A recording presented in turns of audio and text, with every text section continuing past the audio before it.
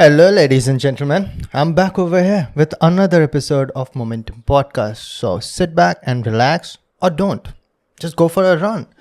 Just put in your earphones and go for a run, have a good time, or just start traveling. Sit on a metro for no freaking reason and travel for half an hour and get back to the same place where you started. Whatever you might want to do. But today we are going to talk about a lot of interesting stuff, mainly engineering and numbers.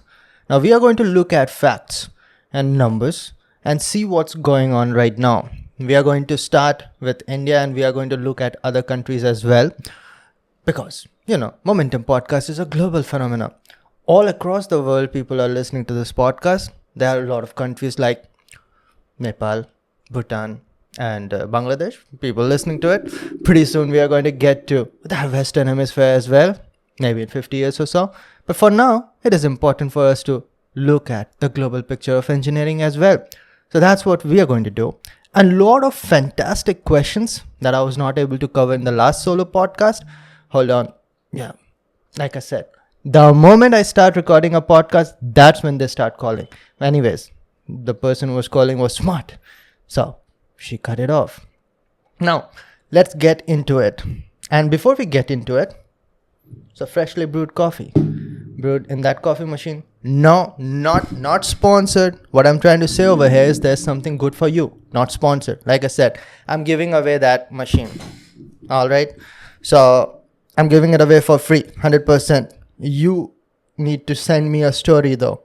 Send me a story if you're really interested in coffee. That's an espresso machine worth rupees 23,000 if you check it out on Amazon right now. But I'm going to give it away 100% for free. Maybe you'll have to pay for shipping if you're living way too far away.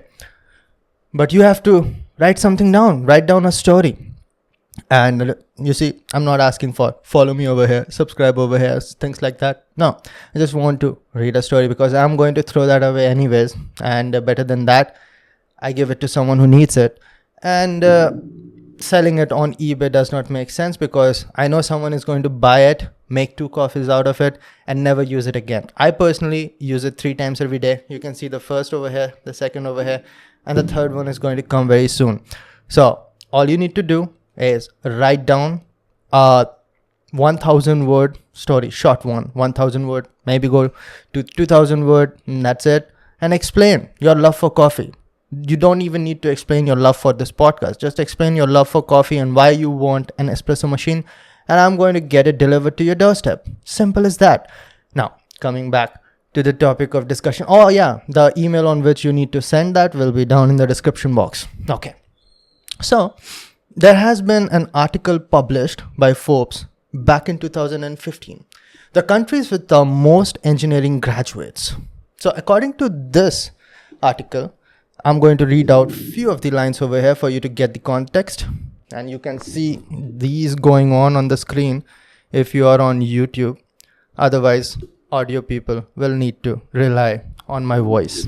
According to the research conducted by the World Economic Forum, which excludes China and India due to lack of data. Now, that I do not understand because India is a democratic country and you can get all the data that you want, and I'm going to prove my point very soon. China, I kind of get it, but you can't get data of India in 2015. Maybe they know something that I don't, or most likely they did not take the time out to find the real numbers in India because it's messy, Me being an engineer, I understand. There's literally states and cities where you can find engineering college every next 500 meters. It really happens. There are engineering colleges in apartments and stuff. But coming back to this one, Russia leads the way, producing annual total of 454,000 graduates in engineering. This is in annual data. Manufacturing and construction. The United States is in second position with 237,826. You get the number, 237,826. With Iran rounds off to the top 3, 233,695. I'm going to get to the actual data of India as well, but Iran making the list and India is not. It's kind of surprising, and it is more surprising when you look at other countries in the list. Developing economies include Indonesia and Vietnam having also made it into the top 10, producing 140,000 and 100,000 engineering graduates each year. You might be thinking, what about Germany? What about the Great Britain? I'm going to talk about that as well very soon because I have all the data.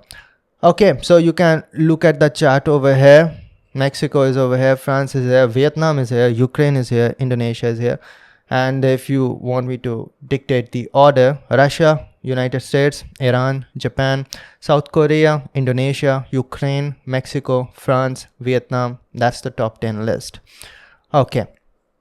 All right. Russia produces a lot of engineers, and engineering is a big deal in Russia.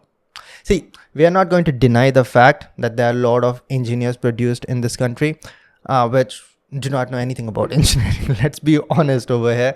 And when you talk about especially private colleges that you can find out in every next corner, you know the quality of engineers being produced. And some might blame that's the reason for unemployment, but obviously there's no single reason for that. So let's get to more statistics over here.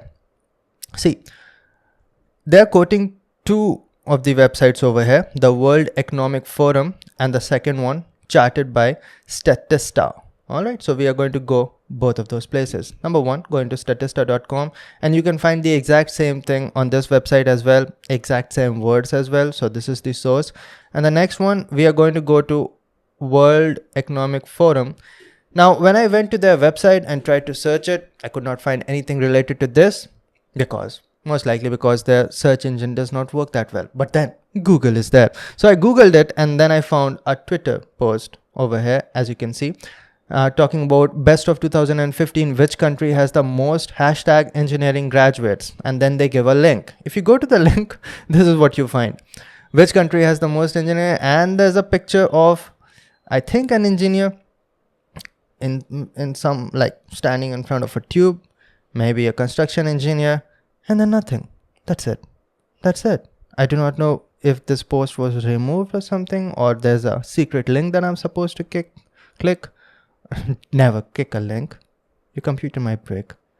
So I do not know what's up with this, but we cannot find anything. But here in the Twitter post itself, you can find the same data by World Economic Forum as well. Okay. Now, moving to the next one, Statista actually did post something related to Indian engineering, and that was done in 2020. So we can't really blame them. We are talking about something that was posted 5 years before this. And when you look at the numbers, you know very soon who is the heavyweight champion over here. Now, not talking about quality over here. Number of students enrolled in engineering at an undergraduate level across India in 2020 by discipline. Now, they are enrolled. More than 90% of them are going to graduate. We know how it works. I know there are countries like Italy and all. For example, Anand did his master's from Italy, Politecnico di Milano, and he was saying that it's a big deal to complete your master's in just 2 years or so. And same goes with 4 years of undergraduation. It's not that easy, but in India, it's pretty easy. Okay. Apart from backlogs, and they have multiple provisions for you to clear backlogs. It's pretty simple. The worst that can happen most of the cases is that you got somewhere around 50% aggregate during your undergraduation. But over here, so it's safe to say that on paper, the number of engineers produced is going to be very close to the numbers talked about over here. So computer science engineering alone, that branch of engineering alone produces about 1 million engineers every year. So number of students enrolled in the undergraduate level in 2020. So you're talking about just one single year, and that's very recent. And that too, like amidst COVID, right? Because engineering registrations happen post March and April. So we are hell into COVID, right? And we know very well, like a lot of people who would have passed senior secondary would have taken a pause because of the COVID situation. That happened to a lot of students. So I think the number would be lowest of every other year that we have seen before or maybe even after this. So computer science engineering alone produces 935.27 thousand engineers. Okay. Now, these numbers are in thousand. The second one, mechanical, is still having a good number. So let's not give up on mechanical engineering. Mechanical engineering is not dead yet. 684.93 thousand engineers. Electronics engineering. Okay, electrical is later. Electronics engineering, 611,000.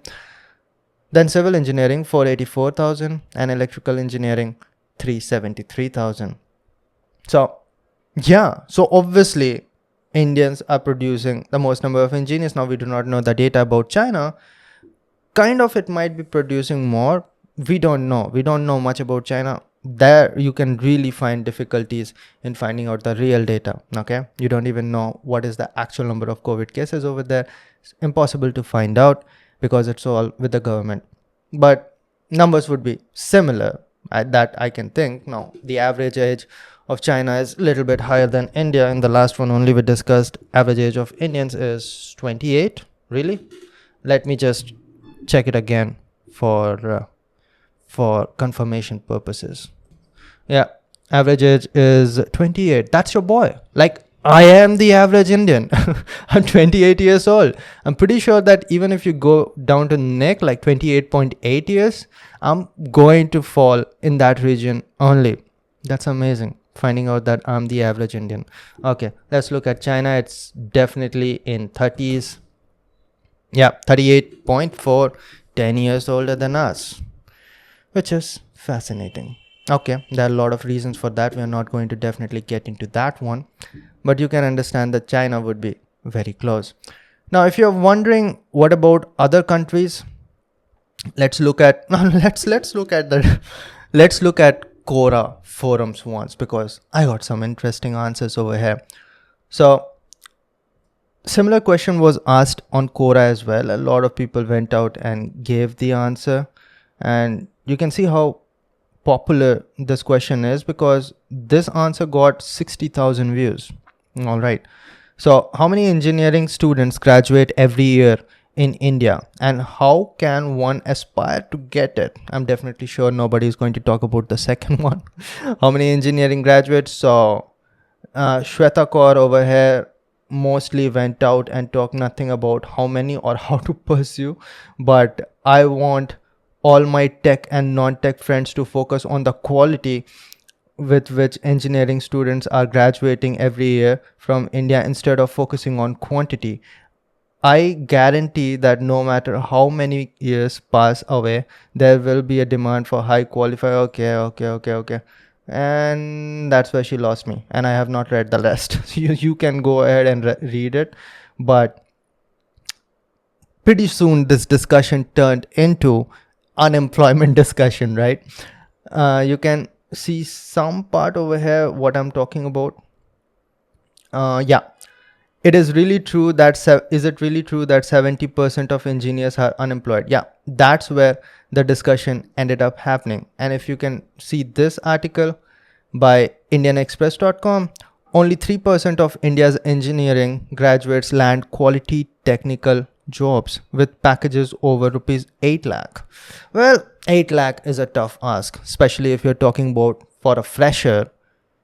Like, core engineering fields would not provide you packages worth rupees 8 lakh if you are a fresher. Now, the opposite side of this coin is that I was a fresh engineer who got a package above 8 lakh as my first job in Department of Atomic Energy. That happened after a year of training, which was not paying me 8 lakh, but I also got a job in Indian Space Research Organization entry scheme. It was definitely above 8 lakh. But over here, if you really debate it, that's very small fraction of engineers who are landing those jobs. There are very small number of engineers who are directly getting into ONGC, NTPC or NHPC or BHEL, or you get the point. It's a very small percentage. If you really want to know how small the percentage is, it's definitely less than 1%, but let me give you the numbers. Out of 2 lakh people who are going to appear in mechanical engineering for those examinations, less than 500 are going to get it. Or you can look at the year that I appeared for BARC, over 1 lakh people appeared and 35 got selected. So you can understand the number. Those jobs are extremely rare. So if you're looking at jobs paying over 8 lakh, that too in technical domain. Damn, that's difficult and that's a tough ask. But then again, I do not know about other countries. Maybe it's not that tough of an ask, and maybe that's what our country's engineers deserve. But anyways, yeah, their numbers are outstanding. Some are saying like 60% of engineers are unemployed. Well, don't really know because these numbers deviate a lot. Okay, now I really want to point out to this one. Okay, you're going to love this one. This guy is a gangster. So let's see what he has to say. So the question is, hold on, what was the actual question? Yeah, what are the reasons of unemployment in engineering in India? This guy says nobody buys snow in Antarctica. The first time that I read, it really made me laugh hard. Sitting alone in a room, laughing hard on a Quora post, kind of makes me now feel like I'm lonely. But this is really cool, man. Really, if there are so many engineers in this country, why would you want to pay them 8 lakh rupees per person per month? It's not not per month, per year. But that's the problem with our country right now, and I've faced this personally on the foot level, that you're always replaceable. There's always like 50 at least others who can do exactly what you're doing. So there's an abundance. Now I'm going to get to the quality part as well, because I have the first hand experience and I know that I relate with a lot of you guys. I'm speaking by a lot of times when I speak by your words itself, because I go through the comment section myself and I've been doing it for the past 5 years. Okay, just wanted to give a shout out to Vishnu Teja, who has good perspective about why unemployment is there for engineering students in India. Now, speaking of what I was saying, let's really get into that. What about the quality of engineers being produced in this country? So hold on, man. Like I said, you look at these fuckers, man. They are always going to call me when I'm recording a podcast. Hello? बोल कुछ नहीं, podcast record कर रहा था बता. Welcome to Momentum Podcast, Ankit. Alright, now finally we can get back to the important discussion that we were having. Now, we were getting into the quality of engineering in this country. But first, I missed out few data over here, which was very interesting. And I promised you that I'm going to get to other countries as well because of the popularity of Momentum Podcast. Okay, so I know the next country that you might be thinking about is Germany, right? Because a lot of Indians go over there for engineering MS. Let's talk about it. So there's this website called Deutschland.de, and let's see what it has to say about engineering in Germany. Around 40,000 students graduate with a degree in engineering every year in Germany. But that's still fewer than the number of engineers retiring every year, according to the Association of Electrical, Electronics and Information Technology, VDE. That's what I'm thinking, that how can electrical, electronics, information technology be having an acronym as VDE? So they must be having some German terms, right? Also, Deutschland is Germany in German. That means employers are actively seeking trained engineers to fill a position exciting fields like medical technology, automation and renewable energy. So basically, they are having less engineers than the jobs they have. God damn, that's a foreign country for Indians. Like, that's a foreign philosophy, foreign idea for Indians. We are over here struggling like 10 times the number of engineers than the number of jobs over there. And look at these countries. And if you think that that's Germany, and you are looking at another country, which is the Great Britain. By the way, most of you guys do not know what's Great Britain, what's England, and what's United Kingdoms, right? Not gonna discuss it over here, but maybe you can give it a look, or I'm just going to throw a picture over here for you to understand. But anyways, we are talking about England over here or United Kingdoms over here. Okay, according to the reports of Engineering UK, engineering companies are projected to have 2.74 million job openings from 2010 to 2020. And of these, approximately 87,000 per year will require people with degree qualifications. Currently, the UK produces 46,000 engineering graduates each year. So you understand, if you did the math super quickly, because you're awesome or you're an engineer. No, I'm not saying that engineers are not awesome. That just goes hand in hand. All right. So the point over here is that engineering graduates numbers needs to be doubled by 2020 if they want to just fulfill the requirement over here. Again, an example where you have more jobs than the engineers you have. Now, the situation is very similar. I'm not talking about engineering, but one of my friends is right now in Netherlands. Shivam, who came long back on Momentum Podcast, will work upon to get him back over here. But at that time he was working in India. Now he's working in Netherlands. So over there, he says that there are literally shops with only 2 waiters. No, not shops. There are restaurants with only 2 waiters. And there's a banner outside that we need more employees. You can just come over here, apply for a job. Because there are a lot of regulations over there. Like there's a minimum amount of income that people get over there. And also, I think there's some kind of facility provided to unemployed people over there. So you will get sufficient to survive, things like that. So job is not really as important for them as it is for us, I guess. It's difficult to relate with them, not having the opportunity to live with them. But yeah, you can think about it like this, that this overload on engineers or jobs being so difficult to achieve, it's kind of very localized to our country. But anyways, these are the numbers. And is there something else that I want to discuss? Yeah, there's the statement. You can just read it out yourself. I'm going to leave all the links down in the description box for you inquisitive brains, if you want to read it out yourself and get the statistics and data yourself. Okay, now let's get to the quality of engineers in India. And if you're an engineer, give it a thought. Like, really think about it. After 4 years of graduation, if you have already completed your graduation, do you really know anything about engineering which can be practically applied? So you're done your 4 years of BTech. Can you make anything on your own? And that's the question. Now, I know a lot of computer science engineers and electronics and communication engineers will be having an easier time because that does not require capital to create something on your own. All a computer science engineer has to do is go ahead, do some coding or create a website.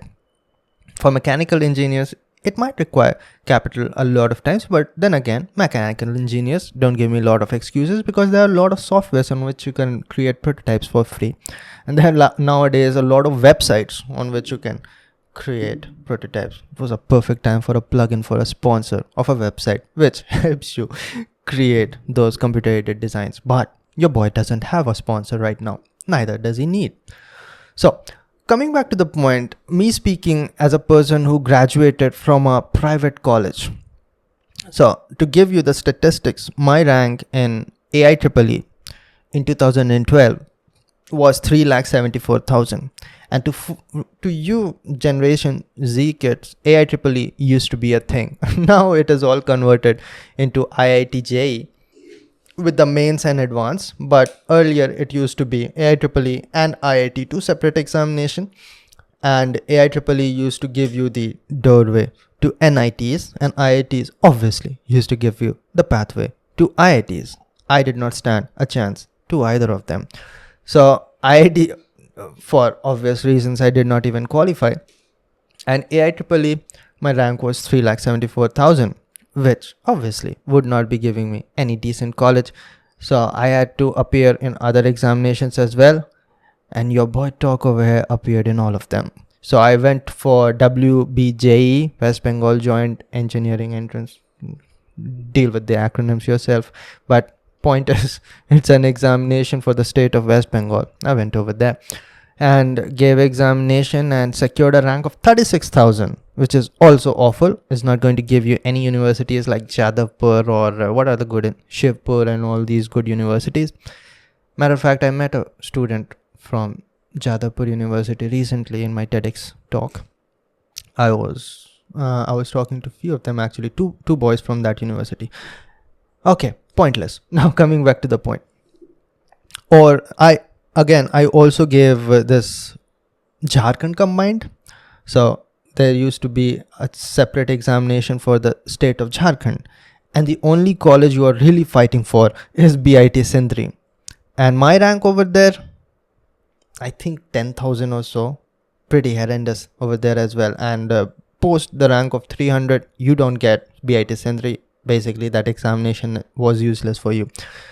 I also appeared in Comet K, which is for the state of Karnataka, and over there I got a rank of 20,000 or so. Yeah, 20,000, very close to that. Now that was kind of decent because more number of colleges in that state. And also, I was getting some colleges. I did not go for counseling over there because before that, I got a call for Manipal, and Manipal used to organize their separate examination. I'm pretty sure that they do that right now as well. That is MUGET. And back then, that examination used to work for three universities, all three were separate universities. Number one, Manipal University, which is in Mangalore, Sikkim Manipal University, which is in Sikkim, and Jaipur Manipal. And Sikkim Manipal was the third priority, even though at that time, Jaipur Manipal did not even had a single year graduated. So the oldest batch was still in second year, but still most people preferred Jaipur Manipal over Sikkim Manipal, maybe because of the location, or I do not know why, but I got Sikkim Manipal, and that too. I think the second last most preferable branch, like if there's a preferable list of computer science, engineering, electrical, and then you go to the bottom, the last one was applied electronics and instrumentation. That branch is now shut down in my college, and the second last was information technology. I got that.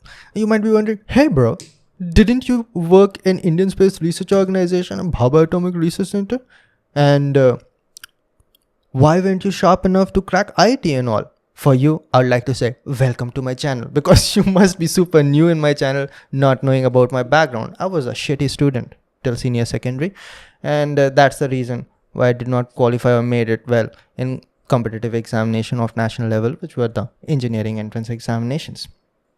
But long story short, here I am. Okay, now with that, I got Sikkim Manipal Institute of Technology, and you can understand the level of engineering college that we are talking about. Just saying, that's the rank that I got, and this is the college that I got, this is the branch that I got. Based on CGPA and all, I later converted my IT into mechanical engineering because of my love for mechanical engineering. But 4 years of studying over there, I really did not know much about engineering, mechanical engineering, or how things are produced. And I was a brilliant student. Now, I was a shitty student till senior secondary, but throughout my college, my CGPA was 9.57 aggregate after 4 years, and I was also bronze medalist of the batch. So I did work hard to understand engineering. I used to go to libraries and get any book that I could get and read as much as I could. Even used to watch NPTEL lectures, worked hard to understand engineering. But I saw a lot of my friends who were not doing as much and just trying to pass the semester examinations.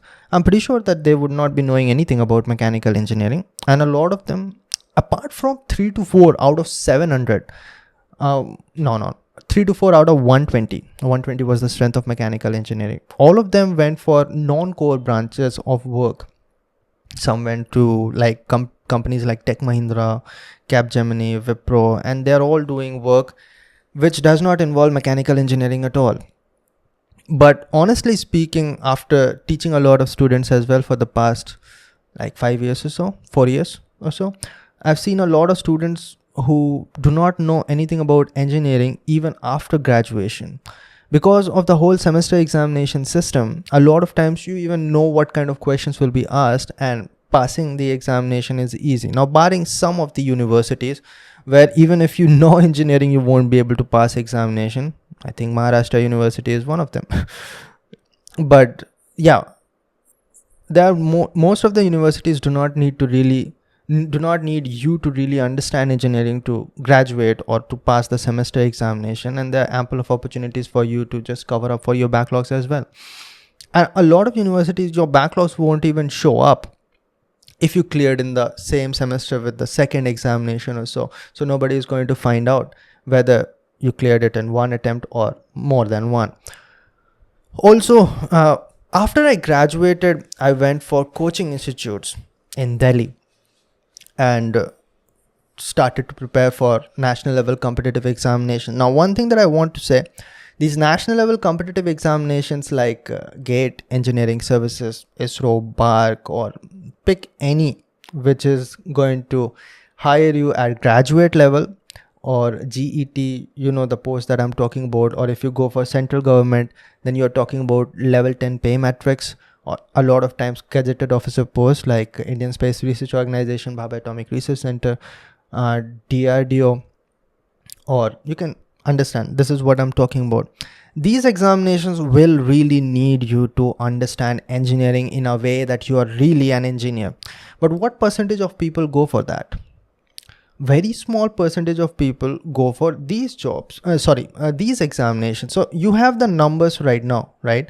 So we are looking at 1 million engineers only in computer science engineering graduating. And if you look at the number of people who appear for GATE examination, it will be 1 lakh or even less than that. So we are talking about less than 10% of people going for this examination. Less than 10% of people who went for that examination actually making through that examination properly, because GATE gives ranks to almost everyone who appears, apart from those who did not even qualify. Okay, so these examinations, I will agree, will really require you to understand engineering. Otherwise, you are not going to crack it, because questions are not repeatable. These are multiple choice questions, and you will have to understand things in detail. Concept is very important, especially in examinations like GATE. And on top of that, when you are looking for Bhabha Atomic Research Center, there will be an interview where you will be grilled for over an hour. And it's not just by any random engineers who got into that department. They are mostly senior scientists who are asking questions. Out of 5 to 6 who will be asking, 4 at least will be very senior scientists. I think scientist G or H, these are the ones who will be sitting. At least the chairman will definitely be a very senior scientist. So, and same goes for Indian Space Research Organization or DRDO. They are highly knowledgeable people who have spent time in research in an organization who is working on the most cutting edge technologies. And these interviews last long, and also the questions are highly technical. So you can say that in MCQ examination, your luck worked well and you qualified that examination. But for all of them, like BARC and ISRO, I do not know much about DRDO. The written test is just a screening process. After that, interview is independent of your written test. And then you will have to answer their questions on spot.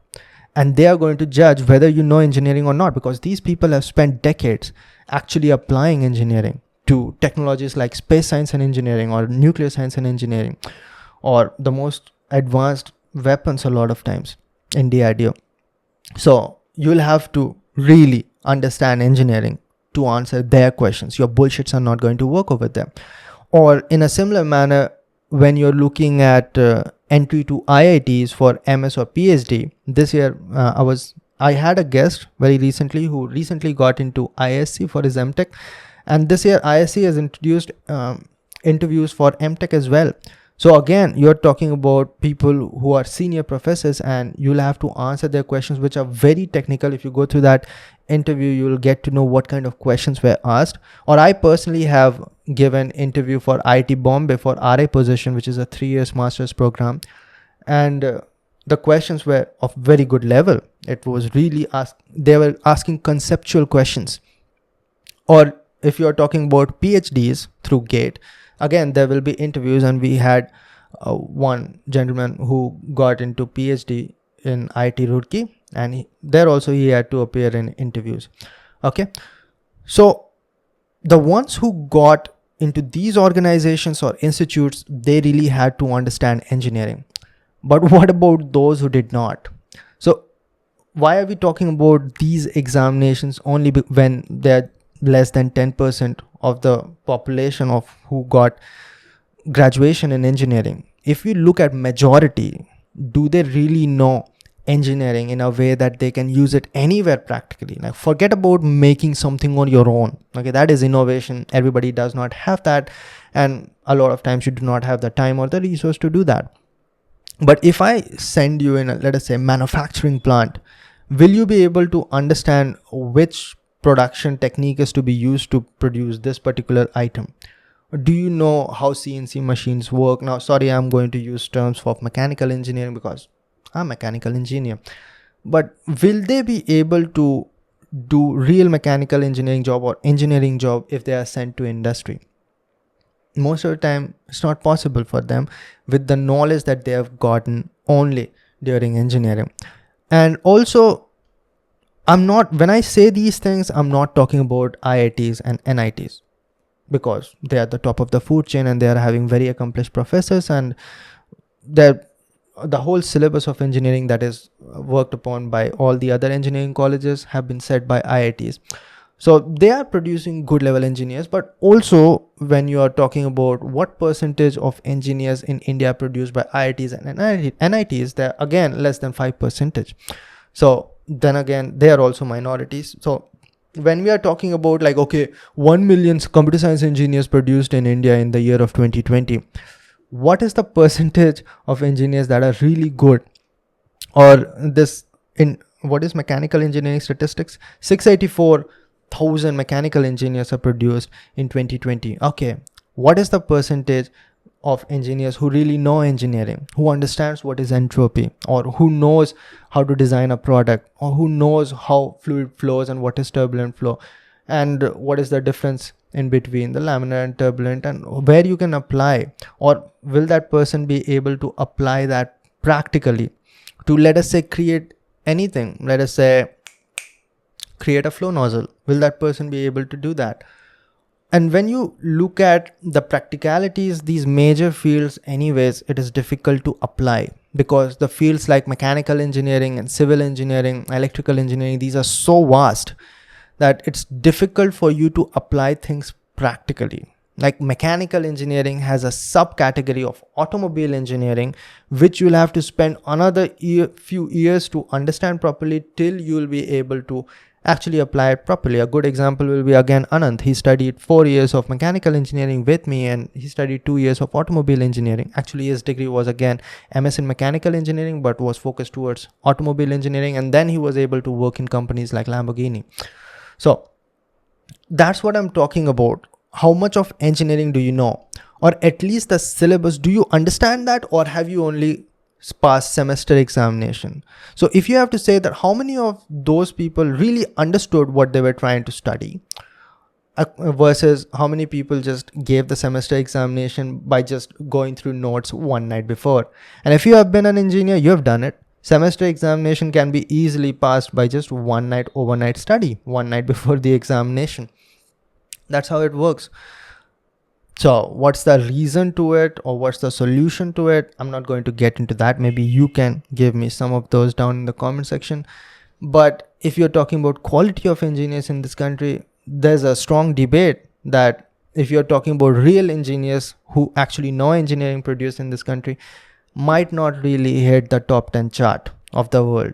So I do not know much about that, but you can give me further suggestions and opinions. Also, not to offend anyone, I'm just sharing my opinions based on my personal experiences. Your experiences might be different, which you can share without any fear or hesitation down in the comment section, guys. Okay, now there are a few questions posted by you somewhere in the comment section, sometimes in the community post, and I'm going to go through them one by one and see how I can answer. A lot of them are again from the engineering domain, so we'll be having a good time. Also, guys, consider joining Art of Speaking if you want to improve your communication skills and spoken English. I'm going to talk more about that at the end of this podcast, but just in case you left somewhere in the middle, well, the price is going to reach another level, or there's going to be a price hike very soon. So you might consider taking it right now. If you are just holding on to it for tomorrow, the link will be down in the description box and I'll be talking more about that later. Okay, आशीष भाई एक विडंबना है. I am 2019 pass out electrical engineering. In Corona time, I was preparing for GATE and engineering services. Then I have joined IT sector. Now I'm again starting to prepare for GATE with job. The doubt is, should I continue preparing or should I go for data science? Is it worth preparing for GATE? Okay. Because इतनी मेहनत भी की suppose तो जो भी ले ली GATE से देन आई रियलाइज कि डेटा साइंस से बीए या डीए ही अच्छा था. Okay, I do not know what is BA और DA. Maybe it is, I do not know, because BA can be bachelors of art, DA I do not know what it is. Alright, but this question makes a lot of sense because I know it might be revolving around the heads of a lot of you guys. The question basically is that I have prepared for GATE examination before, then I took a job for employment. I might want to start GATE preparation again, or I might want to grow in the IT field itself, or go for fields like data science and all, get some expertise in that and grow over there. See, the moment you start thinking about the amount of investment in GATE might not give me as much reward, that's when you understand that GATE is not for you, or you are not for GATE, or either way. Why am I saying that? See, the people who are preparing for GATE examination has animalistic attitude. They are all like, I want rank 1 in GATE examination, and there's a madness to it, and sometimes it is not logical. But people who are preparing for GATE examination full-fledged, and those people who are going to get something out of it, they are highly dedicated and they do not hesitate at all. For 3 years that I've prepared for GATE examination and all the other national level examination like BARC and ISRO, you could never have convinced me like, hey Ashish, can you just give it a thought? Do you want to build a career in data science? You know, you can work in air-conditioned rooms or offices and the life will be pretty good. You'll be working in metropolitan cities. The pay is more. I would have not listened to you at all because I was so passionate about getting into Indian Space Research Organization. I said, you know, this is something that really happened when I was putting down the resignation letter in Department of Atomic Energy. And at that time, the boss, who was my boss for only past 2 months, I told him that, hey, I'm leaving for Indian. This is not what I say. Hey, sir, I'm leaving for Indian Space Research Organization. I'll have to put the resignation letter down. Kindly process it. And he said a lot of things like, see, Department of Atomic Energy gives faster promotions, and I have a lot of friends in Indian Space Research Organization, and a lot of my batchmates over there are in lower posts, and the pay will be lower if you're in lower post, and the work pressure is higher over there. It is better over here. I said, I do not care. I would work for free over there. That's really the statement that I gave to my boss. And that is how passionate I was to work for ISRO. And I would have given next attempt as well. As you, some of you might be knowing, it was my third attempt to ISRO. The first 2 I failed and I kept on going. I would have given the 4th attempt as well. Would given the 5th attempt as well. Does not matter what it takes. Like 5 years later, you would be seeing Ashish Ranjan hanging out with his son and preparing for ISRO examination if he did not qualify in the first 10 attempts. Age limit for ISRO is 35 years. So some of you guys who are confused, your answer lies here. Okay. So that's how passionate I was for this examination. Was it justified? I do not know. But there are people who are that passionate preparing for GATE examination and all. And if you hesitate, it's not for you. Really, like I'm saying it for you. You are not going to perform well because today I can say that, bro, give it a try. It's fine. And then 2 months later, you're going to think about the same thing. If you're lucky, because most likely you're going to think about it tomorrow again. And tomorrow you are supposed to be preparing for GATE examination if you're going to be preparing. But you cannot have this half-hearted 2 legs on 2 different boats kind of mentality. Because these examinations are difficult in itself and it becomes more difficult every other day. I'm not talking about every other year. Because every now and then something or the other is happening. This PSU got privatized or this MTech fees hike might happen. And a number of engineers are dropping, and that so many coaching institutes and so many people are getting access to quality content. All right, so the competition is increasing day by day, and I think it is a good thing, because now only dedicated people are going to stay over there and prepare for this examination or any other examination in that domain. So to answer your question short, you're already in IT sector. If you're not that dedicated and passionate that you won't even ask that question to me, then I would suggest that you build your career well in IT, and there's nothing wrong in that, man. Like, you can build a tremendous career in that field as well. Again, it depends on your interest as well.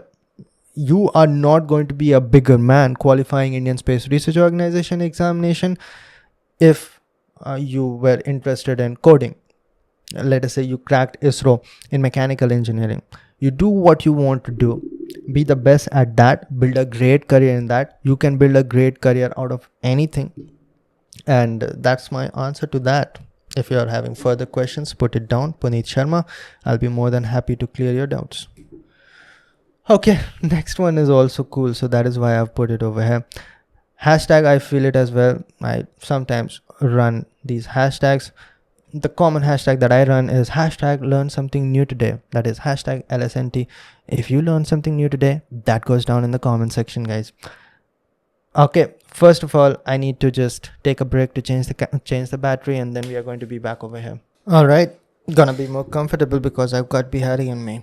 Now, this one is hashtag I'm feeling it as well because of my stupid mistakes. Okay, I do not remember the context of it, but I get this a lot. Because I made a mistake in selecting the branch of engineering, my life is ruined now, or I'm having a tough time right now because I did not study well in 11th and 12th, or stuff like this, right? I did not work hard, or I got into relationship and she ruined my life and all, or he ruined my life. Depends on who you're interested, or which gender you're interested. But point being that some people love to blame a lot. Because of that one, or not even someone else, because of that one thing that I did a long time ago, I'm having problems till this date. Well, I understand. For example, I'll share an example that I know a guy who wanted to start a restaurant and took some loan, invested some money, and that's when COVID happened. And the restaurant was shut down, and till this date, 2 years later also, he's paying back the loan, doing like cooking jobs home to home. Okay, so I understand you made that one decision, but then again, you did not control what was going to happen next to you, right? So it's not really your fault. And also, let us say you picked a branch of electrical engineering. Okay, and most of the time what happens is that 3 years down the line, you are seeing that computer science engineers are having more job opportunities, or electrical engineers are having more highly paid jobs, and you start to question, like, because of that one decision I ruined my entire life. See, you can switch your field anytime. Actually, some of you might be thinking that I do not know, how can you say that? I did 4 years of graduation in that. Well, you can do masters in some other field. Did you know that you can give GATE examination in any other field as well and do masters from IITs from other fields? And I know the argument that you're going to come up with, but it is going to be difficult. Yes, obviously it's going to be difficult, but you can, right? So if you want to change the field or switch the field, you can do that. It is always possible. The point over here is that you can see the response that I've given. A single mistake doesn't have the potential for sustained damage. So the damage has been created by, let us say, one mistake. In that example, the person investing a lot of money just before COVID to a restaurant. Okay, mistake, whether it was his or not, did not work out for him, and now he's paying the price. But the damage has been done because of the action that was made then. And you can improve upon your conditions by the actions that you're taking today. So what are the actions you're taking today? Well, a lot of you guys, the action that you're taken or that you have chosen is to curse upon that one moment, or to blame on that one person. That it is all because of that, but it is also, a lot of it is because of you, of what you're doing right now. So right now you can change a lot of things. Instead of blaming, take actions to improve that. If you think that you're in the wrong field, work towards changing that. Will there be tough times? Yes. But is there any field, anything that you want to do in life where you're not going to have a tough time? Let us say you were born to be a computer science engineer and you did 4 years of graduation in computer science engineering, and after that, is it going to be an easy field? No. You will be working hard, trying your best to develop a website or to get into the big companies like Microsoft, Google and all. So you'll always be having a tough time. That's life. Life's tough. And you must accept that. But some people think that my life is tough. The reason why that happens is that you have never been inside a body of someone else. Now that came super wrong. Maybe you have, but you get the point. You have never lived as someone else. Okay. So that is why you do not know that they are having tough time as well. I'm having tough times as well. Everyone has their own challenges. Everyone has their own battles, and they are going to fight it. Some are going to just blame it to someone else, that it always happens because of me, and I completely relate with you. So every now and then I start bitching about these things as well. Like, all of these things happen to me only. The fact is that it happens to everyone. Everyone faces problem. Nobody in this world is going to have a smooth, polished route to anything. Okay? So, a single event cannot judge everything that happens after that. Well, it influences everything that happens after that, but the direction you can bend based on your current actions or your future actions. All right? So, that's what I wanted to say about this one. Okay. What's this? Please make a video on living your life, pursuing passion and being happy versus earning a lot of money for your family and your finance security and feeling dissatisfied. All right, I'm just going to share my personal opinion on this. It is a very interesting question. As you can see, it has only one like, but since I found it interesting, I'm going to answer Akash Bissen. What's the problem in doing both? That's what I'm asking. If you need money, you'll have to do a lot of stuff that you do not want to do. That's what people do not understand. There's always two kinds of things that you do. Things that you want to do and things that you have to do. Everyone has to do that. I'm running my own thing. I'm running a proprietorship owned company for the past 2 to 3 years. But I do not like to pay taxes. I'm not saying that I do not want to pay taxes. Actually, I do pay taxes every month, more than the salary of a lot of engineers. But I do not like the taxing process, like finding out the income and making a whole chart and all and doing stuff like that. Also, I do not like a lot of times working towards like creating a team of editors and creating a system of creating a flow of videos coming properly. So I do not like to do that, but I have to do that, right? Even when I'm my own boss and I do not have to answer to anyone. Or back when I was in ISRO, I loved a lot the fact that I'm touching the engine components or the launch vehicle components that is going to leave the stratosphere. That is amazing. I'm studying and learning the most cutting edge technology by people who have been working in this field for a long time. That is a fortunate position to be. Inside a perimeter where a lot of engineers will just want to be. They would love to see the insights of Indian Space Research Organization or insights of Bhabha Atomic Research Center. That's an opportunity. I had the opportunity to see Madras Atomic Power Plant from inside, to see Dhruva reactor from close. I saw the Kamini reactor. So that's an opportunity, right? But also, when I was in BARC training school, a lot of times I did not like to go through a lot of coursework. There will always be subjects that you do not like. A good example was health physics. Although health physics was very important because especially when you're working in a field of radiation, you need to stay protected. But I did not enjoy studying those subjects, right? Or there was always few subjects which I did not like studying. A good example is that I did not want to ever study mathematics. I never enjoyed studying like equations after equations or finding out how you can convert this type of equation into that type of equation. Like I loved it when it came in fluid mechanics or heat transfer, but that subject I did not like much. A lot of you guys would be loving mathematics, but I was not one of you. So there's always some part that you have to do. For example, right now, taxation, I have to do. Managing a team, I have to do. Creative stuff, right now, I like to do. For example, this is the part that I like, doing podcast and talking to you. And I like the editing part as well, which is kind of rare. Most of the YouTubers hate the editing part, but I love it. I love the creativity aspect of it. I love talking in front of audience. I love the speaking part in front of, I think, 100 or 200 people in TEDx event. That's the part that I love. But there are a lot of things that I would not like as much. Or even in my work in ISRO, there were a lot of things that I would not like to do. There were like things like make a checklist of the activities needed to assemble a particular rocket engine. So I love the rocket engine part, but also this nut, this bolt, this has to be procured. You have to do that work as well. So there's always something that you have to do, and there's always something that you like to do. And it is always going to be over there. See, this is something that I understood very early on in life. So till 6th standard, 7th standard, I used to hate the subject of Sanskrit, man.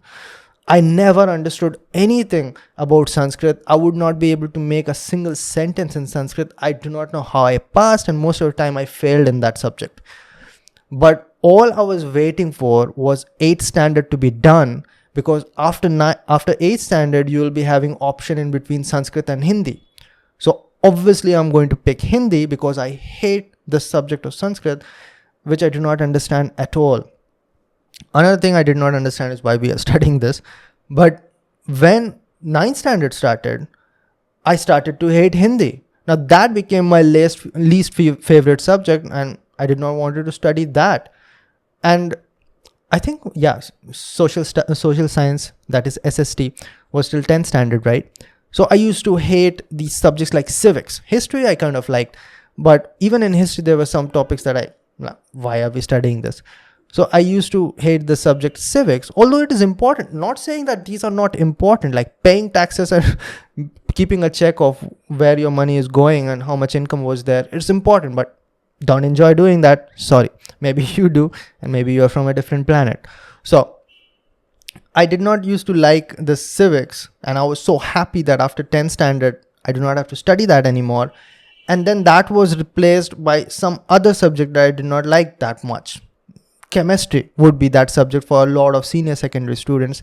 Like, you have to study only physics, chemistry, mathematics, English maybe, computer science in here, or some optional subject. That's it.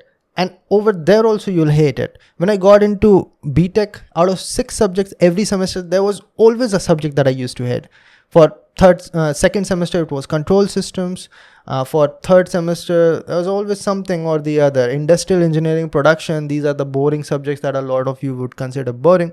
So there's always something that you do not like to do, but you have to do. And there's always something that you like to do. So you'll have to do both. For example, in this case, living your life pursuing passion and staying happy, you have to do that as well because you enjoy doing that. And earning a hell lot of money, yes sir, you have to do that as well. Or who is going to pay your rent or your parents' rent? So both has to be done. Now, feeling dissatisfied, that brings dissatisfaction. Like, some part of your life you're not going to be super pumped about, but still part of your life. And the next part is that you have to pursue things that you enjoy. Well, I love playing football. It's not going to pay you, but it's going to pay you in terms of happiness, not going to pay you in terms of money. So that's important as well. You cannot be like, it's same as goes like, you cannot be left or right. You have to be in the center always. Whenever you are confused in between white and black, the answer is always gray, and you have to do both. And it is very possible. You can do both. Most of the things that you enjoy won't pay you. Most of the things that pays you, you won't enjoy.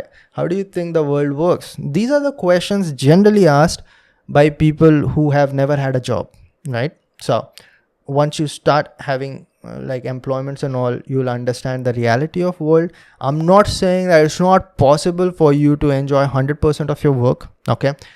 See, for example, like I said, that example of taxation, what do you think? That's just 5 hours in 1 month of my time, right? And if you calculate it all, the times that I do not like my work would be 5% or so. But when you're working, it's probably 50 or 60%, sometimes even 90%. So you can keep on reducing that percentage, but you have to understand there's always two sides and you'll have to do both. Some would just go on the other side and all I want to do is make money and that's it.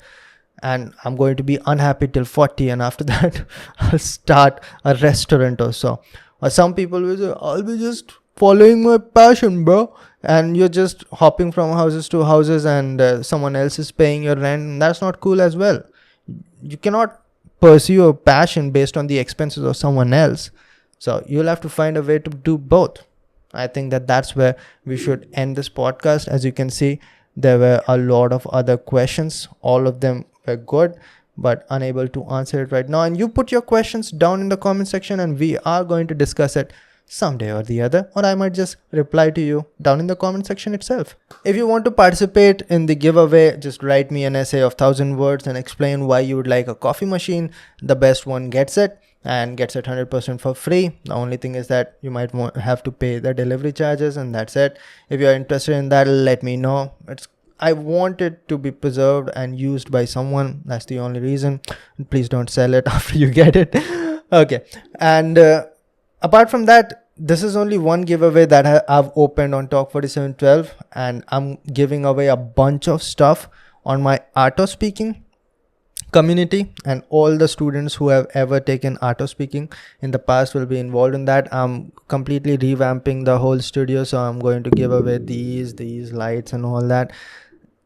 I don't want to sell it. I want it to be used by someone because these are in fine working conditions.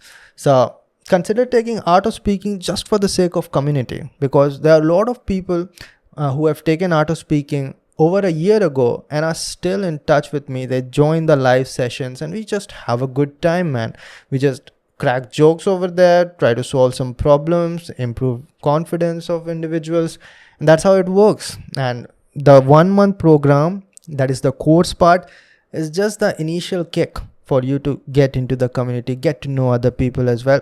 So if you are interested in improving your communication skills, speaking skills, spoken English, confidence, all those good stuff which will be important for each and every one of you. Here we talk a lot about careers. Well, any career, no matter if it is modeling or it is engineering, you are going to need to pitch yourself in front of others.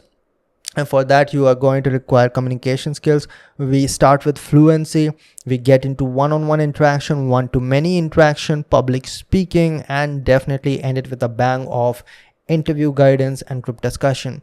There are recorded lessons of over 10 hours, now 60 plus lessons. And then again, on top of that, there are live sessions every Sunday.